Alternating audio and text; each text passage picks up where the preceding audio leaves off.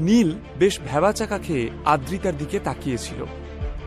আদ্রিতা, আসলে আমি। কিন্তু নীলের লাইনটা শেষ হওয়ার আগেই আদ্রিতা ঝাঁঝিয়ে উঠল। মজায় আছো তাই না? হেসে খেলে বেড়াচ্ছ, লাইফে তো কোনো টেনশন নেই। নীলের উপর রাগ দেখিয়ে সেখান থেকে চলে গেল আদ্রিতা। তবে স্বস্তির নিঃশ্বাস নিল নীল। যাক বাবা, আদ্রিতা কিছু শুনতে পায়নি। আসলে তখন আদ্রিতার মনে অনেক কথা একসঙ্গে তোলপাড় করছে। ডিল ক্র্যাক করার দায়িত্বটা নবীন কাকার বদলে তাকেও তো দিতে পারত ঠাম্মি। একবার সুযোগ পেলে সে প্রমাণ করে দিত আদ্রিতা তার বাবার যোগ্য উত্তরাধিকারী। ঠাম্মির সুনজরেও পড়ত সে। তার প্রতি যে বিরূপতা ঠাম্মির রয়েছে, হয়তো সেটা কেটে যেত। সবথেকে বড় কথা, আদ্রিতার বিজনেসে ফান্ডিংয়ের প্রয়োজন। যদিও বিজন সেন কর্পোরেশনে বিনিয়োগ করে, কিন্তু বিজন এবং রায়চৌধুরীদের মধ্যে আকাশ পাতাল তফাৎ। রায়চৌধুরীদের সাথে ডিলটা ক্র্যাক করলেই আদ্রিতার ফান্ডিংয়ের চিন্তা চিরদিনের মতো দূর হয়ে যেত। একটা মোটা অঙ্কের লভ্যাংশ হাতে আসত এবং নিজের ধুঁকতে থাকা ব্যবসাটাকে আবারও ভালোভাবে দাঁড় করাতে পারত আদ্রিতা। সেই ক্ষোভটাই আদ্রিতা জাহির করল নীলের উপর। কাউকে মনের কথা বলতে পারে না বলে মাঝে মধ্যে রাগ হয়ে সেটা বেরিয়ে আসে। বাড়ি ফেরার পথে গাড়ির জানলা দিয়ে রাতের কলকাতাকে দেখছিল আদ্রিতা। চিন্তাগুলো রীতিমতো ওর মাথায় জট পাকাচ্ছে। একটা কথাও বলে না ও। চিত্রা চুপচাপ বসেছিল। আজকের পার্টিতে তার যে অসম্মান হয়েছে সেটাই হজম করার চেষ্টা করছিল। গাড়ি চালাতে চালাতে পাশের সিটে বসে থাকা আদ্রিতার দিকে বারে বারে আর চোখে তাকাচ্ছিল নীল। আদ্রিতার চোখে মুখে লেগে থাকা এই বিষণ্ণতাটা কিছুতেই সহ্য করতে পারে না সে। আদ্রিতার মনে নীলের জন্য কোনো অনুভূতি না থাকলেও নীলের মনে তো আদ্রিতার জন্য অপার ভালোবাসা। নীল মনে মনে বলল, তোমার সমস্ত প্রবলেম আমি সলভ করে দেব আদ্রিতা, শুধু আমাকে একটু সময় দাও। আমি সোনার জাদুকাঠি পেয়েছি, তা ছুঁয়ে দিলেই তোমার মনের সব বিষণ্ণতা কেটে যাবে। তুমি আবার খিলখিল করে হেসে উঠবে। মিলিয়ে নিও তুমি। ভীষণ ক্লান্ত লাগছিল আদ্রিতার। বাড়ি ফিরেই কোনো রকমে নিজের সাজ পোশাক পরিবর্তন করে স্নান সেরে সে বিছানায় এসে শুয়ে পড়ল। কিন্তু চিন্তায় চোখে ঘুম এলো না। নীল আর আদ্রিতার বেডরুম একটাই, কিন্তু সেটা শুধুমাত্র লোক দেখানো।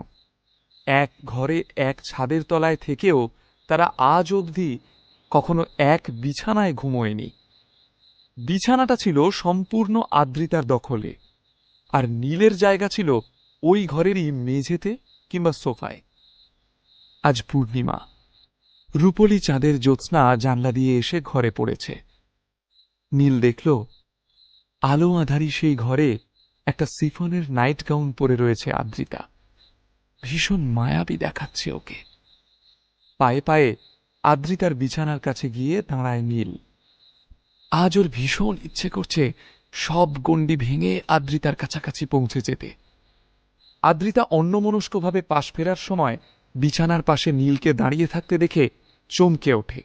সন্দিগ্ধ চোখে তাকিয়ে বলে, এ কি, তুমি কি করছো এখানে? আমাদের চুক্তিগুলো ভুলে গেলে নাকি? ফুলশয্যার রাতেই কিন্তু আমি স্পষ্ট জানিয়ে দিয়েছিলাম যে তুমি আমাকে কখনো ছোঁয়ার চেষ্টাও করবে না।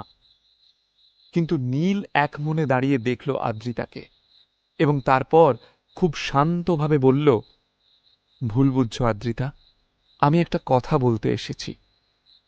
নীল আদ্রিতার মুখোমুখি বসে ওর চোখে চোখ রেখে বলল, নবীন কাকা কখনো রায়চৌধুরীদের সঙ্গে ওই ডিল ক্র্যাক করতে পারবেন না। পারলে একমাত্র তুমিই পারবে। এবার দুশ্চিন্তা না করে ঘুমিয়ে পড়ো লক্ষ্মীটি। কথাটা বলে আর এক মুহূর্ত দাঁড়াল না নীল। মেঝেতে নিজের বিছানায় এসে শুয়ে পড়ল। বিস্মিত হতবাক দৃষ্টিতে কিছুক্ষণ নীলের দিকে তাকিয়ে রইল আদ্রিতা। সে নীলকে কখনো স্বামীর মর্যাদা দেয়নি। নীলও আদ্রিতার ওপর কোনো জোর খাটাতে নারাজ। এমন একটা দিন আসবে যেদিন আমায় স্বেচ্ছায় কাছে টেনে নেবে আদ্রিতা। আমি সেই দিনটার জন্য অপেক্ষা করে থাকব। জানলা দিয়ে চাঁদ দেখতে দেখতে এই কথাটাই ভাবল নীল। নীলকে এর আগে কখনো ব্যবসার ব্যাপারে এভাবে কথা বলতে শোনেনি আদ্রিতা। আজ হঠাৎ কি হলো নীলের? ও ব্যবসায় অনভিজ্ঞ। রায়চৌধুরীদের সঙ্গে ডিল ক্র্যাক করাটা অত সহজ নয়।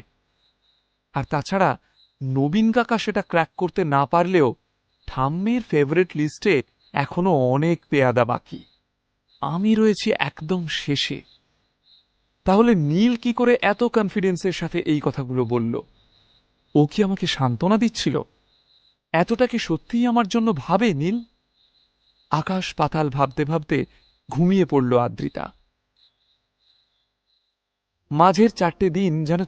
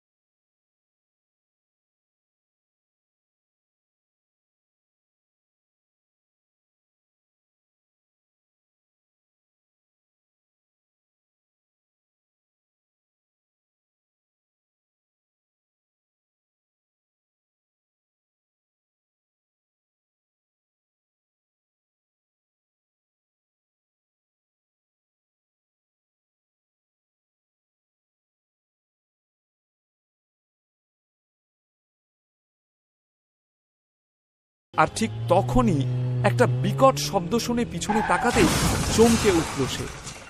একটা লাল রঙের বিলিতি গাড়ি অতি স্পিডে ছুটে এসে নীলের স্কুটারটাকে ধাক্কা মেরেছে। আর সেই ধাক্কা সামলাতে না পেরে ছিটকে পড়েছে তার স্কুটার। বিশ্রীভাবে তেবড়ে গেছে স্কুটারের পিছনের দিকটা। এ কি আমার স্কুটার? নীল হা হা করে উঠল। স্কুটারের কাছে গিয়ে কোনো রকমে ওটাকে টেনে তুলে দাঁড় করানোর চেষ্টা করল নীল। দেখে চাকাটাও পাংচার হয়ে গিয়েছে।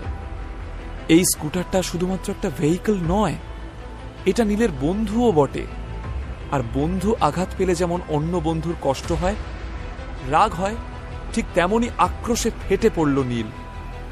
লাল দামি গাড়ির ড্রাইভারের উদ্দেশ্যে ঝাঁঝিয়ে বলে উঠল, এই বেরিয়ে আয় শালা, চোখে দেখতে পাস না এত বিজি একটা রাস্তায় এইভাবে জোরে গাড়ি চালাচ্ছিস?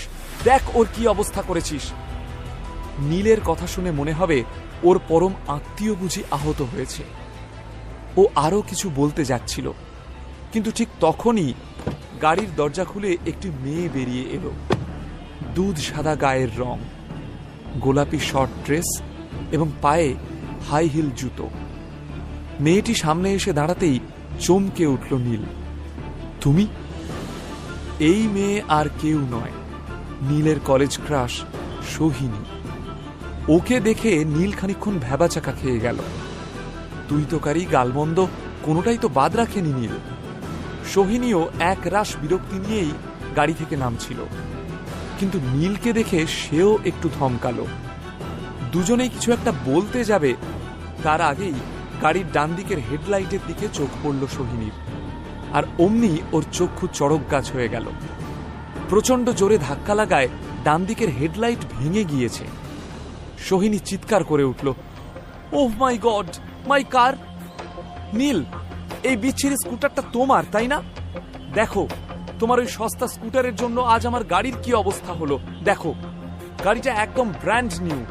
কালই কিনেছি, আর আজকেই এর হেডলাইট ভেঙে চৌচির হয়ে গেল। সব তোমার জন্য হয়েছে, অপদার্থ কোথাকার। নীল অবাক। যা বাবা, আমি কি করলাম? আমার স্কুটার তো রাস্তার ধারে দাঁড় করানো ছিল, তোমার গাড়িটাই তো বরং এসে। শাট আপ, একদম বাজে বকবে না। নীলকে ধমক দিয়ে উঠল সোহিনী।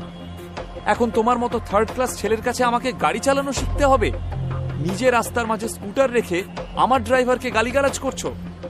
এই হেডলাইটটা সারাতে জানো কত টাকা লাগবে? It's costlier than your bloody pocket money. এক নিঃশ্বাসে কথাগুলো বলে গেল সোহিনী। রাস্তা দিয়ে যাতায়াত করা লোকগুলো ঘুরে ঘুরে সোহিনী নীলের ঝগড়া দেখছিল। নীল সামলানোর চেষ্টা করছিল। দেখো সোহিনী, তুমি ভুল করছো, এখানে কিন্তু আমার কোনো দোষই নেই। Please don't create any scene here. আমি একটা জরুরি কাজে এসেছি। ওয়াও, তুমি জরুরি কাজে এসেছো, তোমার কোনো দোষ নেই। তুমি ধোয়া তুলসী পাতা, আর আমি তো এখানে ঘাস কাটতে এসেছি, তাই না? তেলে বেগুনে জ্বলে উঠল সোহিনী। বাই দ্য ওয়ে, এই রয় চৌধুরী গ্রুপ অফ ইন্ডাস্ট্রিজের বিল্ডিং এর সামনে দাঁড়িয়ে তুমি কি করছিলে? হ্যাঁ, এইসব জায়গায় তোমার মতন 5 পয়সার লোককে মানায় না। কথাটা বলেই হঠাৎ মনে পড়ে গেল গত সপ্তাহে কাগজে সোহিনী একটা বিজ্ঞাপন দেখেছিল, যেখানে বলা হয়েছিল রায়চৌধুরীদের অফিসে নতুন সিকিউরিটি গার্ড নেওয়া হবে। সোহিনী ভেবে জিজ্ঞেস করল, তুমি নিশ্চয়ই এখানে সিকিউরিটি গার্ডের চাকরির জন্য এসেছো, তাই না? সিকিউরিটি হয়ে গেস্টের গাড়ির এমন খারাপ অবস্থা করলে তুমি? নীল কিছু বলতে যাচ্ছিল, কিন্তু তার আগেই সোহিনী খপ করে ধরল নীলের হাতটা। চলো আমার সাথে, তোমার নামে কমপ্লেইন করব। আমিও দেখি তুমি কিভাবে এখানে কাজ করো। সোহিনীর আচরণে ঘাবড়ে গেল নীল।